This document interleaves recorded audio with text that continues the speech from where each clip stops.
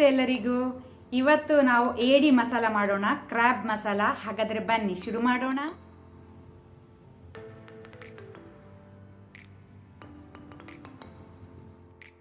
ಇಲ್ಲಿ ನಾನು 1 kg crab ಏಡಿ ತಗೊಂಡಿದ್ದೇನೆ.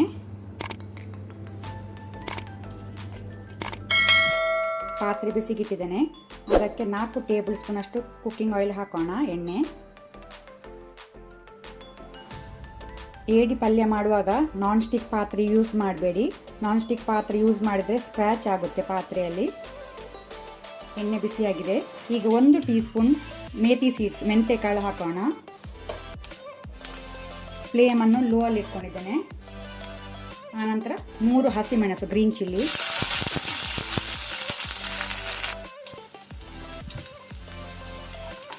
ಹಸಿಮೆಣಸು ಸ್ವಲ್ಪ ಫ್ರೈ ಆಗಲಿ ಲೋ ಫ್ಲೇಮಲ್ಲಿ.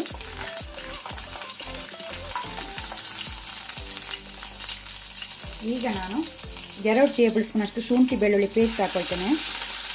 Ginger garlic paste. ಇದು ಒಳ್ಳೆ ರೀತಿ ಫ್ರೈ ಆಗಲಿ.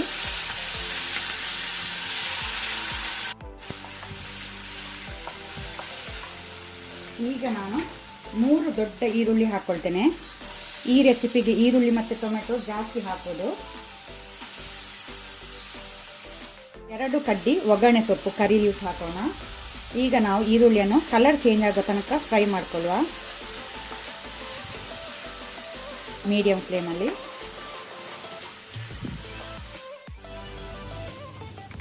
ಈರುಳ್ಳಿ ಸಹ ಕಲರ್ ಚೇಂಜ್ ಆಗಿದೆ, ಸಾಕು.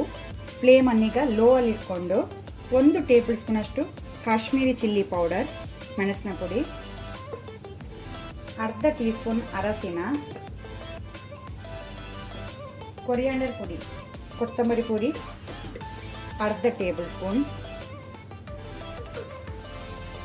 ಗರಂ ಮಸಾಲ ಪೌಡರ್ ಅರ್ಧ ಟೇಬಲ್ ಸ್ಪೂನ್ ಹಾಕೋಣ. ಏಡಿಯಲ್ಲಿ ಉಪ್ಪು ಇರ್ತದೆ, ನಾನು ಈಗ ಸ್ವಲ್ಪ ಉಪ್ಪು ಹಾಕೊಳ್ತೇನೆ, ಸಾಲ್ಟ್. ಈಗ ಇದನ್ನು ಮಸಾಲನ್ನು ಸ್ವಲ್ಪ ಫ್ರೈ ಮಾಡ್ಕೊಳ್ಳುವ ಲೋ ಫ್ಲೇಮಲ್ಲೇ.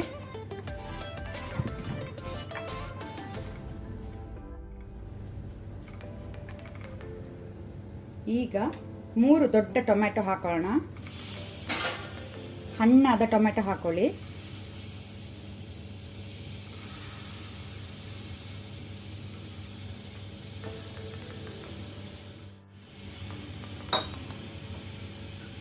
ಈಗ ನಾವು ಟೊಮೆಟೊವನ್ನು ಸ್ವಲ್ಪ ಫ್ರೈ ಮಾಡ್ಕೊಳ್ಳುವ. ಟೊಮೆಟೊ ಸಾಫ್ಟ್ ಆಗಲಿ ಮೀಡಿಯಂ ಫ್ಲೇಮಲ್ಲಿ.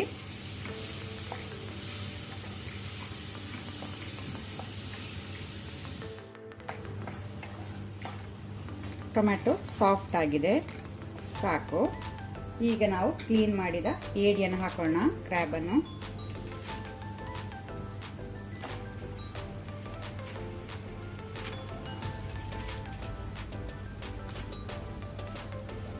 ಒಳ್ಳೆ ರೀತಿ ಒಮ್ಮೆ ಇದನ್ನು ಮಿಕ್ಸ್ ಮಾಡ್ಕೊಳ್ಳುವ.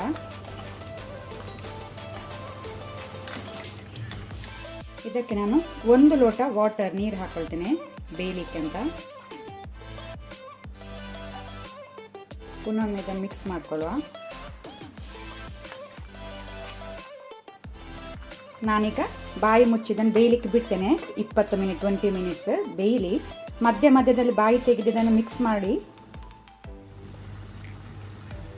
ಒಳ್ಳೆ ರೀತಿ ಸಾಫ್ಟ್ ಆಗಿ ಏಡಿ ಬೆಂದಿದೆ. ನಮ್ಮ ಕ್ರ್ಯಾಬ್ ಮಸಾಲ ರೆಡಿ ಆಗಿದೆ ಸರ್ವ್ ಮಾಡಲಿಕ್ಕೆ.